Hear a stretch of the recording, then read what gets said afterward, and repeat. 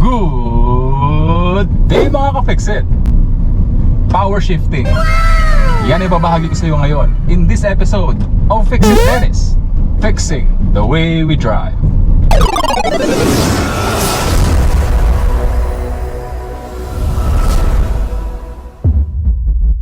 Sa video na ito, ibabahagi ko sa iyo ang controversial na ginagawa ng ibang mga driver sa kanilang sasakyan na tinawag na power shifting. Pinag-uusapan ng ibang mga driver na ang power shifting daw ay beneficial para sa pagmamaneho at ang iba naman po ay sinasabing hindi.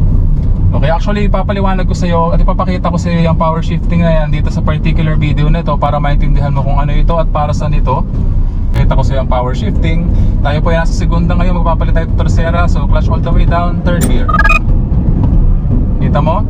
Magpapalit ulit tayo, clutch all the way down, fourth gear.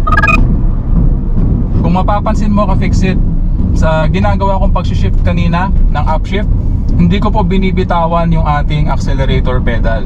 So yun po yung tinatawag nating power shifting. So sa power shifting, hindi tayo bibitaw sa ating accelerator pedal para ma-maintain natin yung RPM level na kasalukuyang pinoproduce ng ating makina. Actually meron mang bawas dun sa RPM level na yan kapag ka nagsishift tayo, pag kina-clutch all the way down natin, very minimal lamang. Kasi tuloy-tuloy natin inaapakan yung ating accelerator pedal. So tuloy-tuloy na nagbibigay ng gasolina yung ating injector sa ating makina. Okay?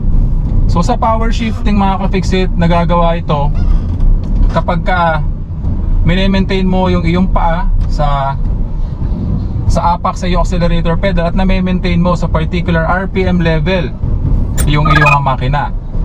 So particularly ginagawa ito ng mga race car drivers, no? Pero yung ibang mga driver, ginagawa na rin po ito on a normal driving situation basis mga ka-Fixit.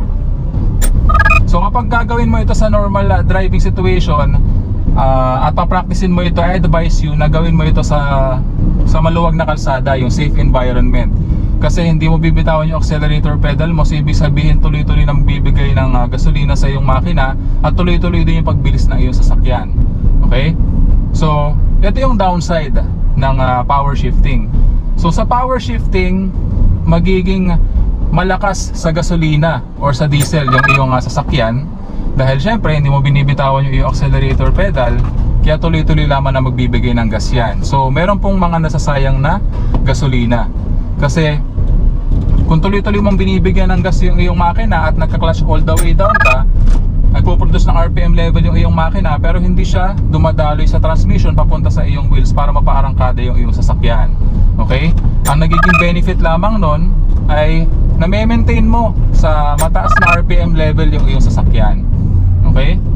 So ang nagiging benefit naman nun mga ka-Fixit, dun sa mga walang masyadong pakialam sa gasolina, kung hindi mo tinitipid yung iyong gas, well sige, mag power shifting ka lang na mag power shifting, lalong lalo na kung gusto mo nga maging mabilis yung transition ng power sa iyong sasakyan kasi hindi masyadong bababa yung RPM level. So sabi ko nga kanina sa umpisa ng video na to, ginagawa ito lalong lalo ng mga race car drivers sa racetrack. Okay? So syempre kailangan nila yung ma-maintain yung proper RPM level lalong lalo na sa mga turns, kaya nagpa-power shifting sila. Gawin ulit natin yan, touch all the way down. Kita mo mga ka-Fixit yung arangkada ng sasakyan. Sorry. Kita mo mga ka-Fixit yung arangkada ng sasakyan nung nag-power shifting ako.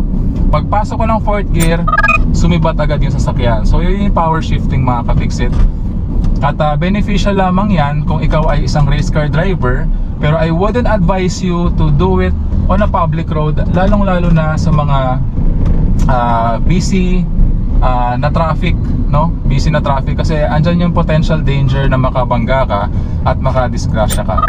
Okay mga ka-Fixit? So dinemo ko lamang sa iyo itong particular habit na ito ng ibang mga driver para alam mo din at baka mamaya naman hindi mo alam na nagagawa mo na rin pala sa iyong sasakyan. So power shifting po ang tawag dyan. Actually ginagawa ko rin yung power shifting paminsan, lalong lalo na sa motorsiklo, no? Na manual. Hindi po nga po pala posible ang power shifting sa mga automatic na sasakyan. Nangyayari lamang po yan at nagagawa lamang po yan sa mga manual na sasakyan at sa mga manual na motorsiklo. Okay? tayong control sa lahat po ng mga pedals at sa kasalukuyang transmission na nakasalukuyang kit na naka-engage sa ating transmission. Okay mga ka-fixit? So again, beneficial yan sa mga driver na kumakarera or nasa racetrack at kung hindi ka nagtitipid sa gas, no?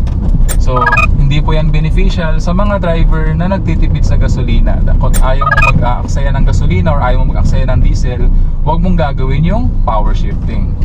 Okay mga ka-fixit? Pero may mga times na unknowingly nagagawa natin yan kasi may mga times na nagsishift tayo at hindi natin sinasadya na hindi natin aalis yung pag-apak natin sa accelerator pedal. So lalong-lalo sa mga baguhang driver, no? Kapag baguhan ka pa lamang, minsan hindi mo napapansin, hindi mo naaalis yung apak mo sa yung accelerator pedal. So accidentally nagagawa mo yung power shifting. Kaya po nangyayari din yung kangaroo or yung pagsikad ng sasakyan during shifting, no? Isa rin po yan sa mga dahilan. Okay? Again, I advise you not to do it on busy public roads to avoid accidents. Okay mga ka-fixit? Palaging tatandaan na walang sino man ang pinanganak na magaling. Kailangan natin ng sapat na panahon at pagsasanay upang maging magaling tayo sa anumang bagay. And that concludes our episode for the day. I do hope na sana may natutunan ka sa video episode natin ngayong araw. Kung di ka pa subscriber ng channel ko, please consider subscribing. Please like, leave a comment, and share my videos para makatulong din po sa iba. Meron rin po tayong mga Facebook Reels. Sana isuportahan nyo rin po ako sa journey na yan. Araw-araw po tayo nag-upload ng bagong video. Paki-like and share na rin po sa inyong mga kaibigan, kamag-anak, at kakilala nyo na gustong matutong magmaneho ng manual driving na sasakyan, gano'n rin po sa automatic. Okay mga ka-fixit? Again, I'm Dennis, o Fix It Dennis, fixing the way we drive.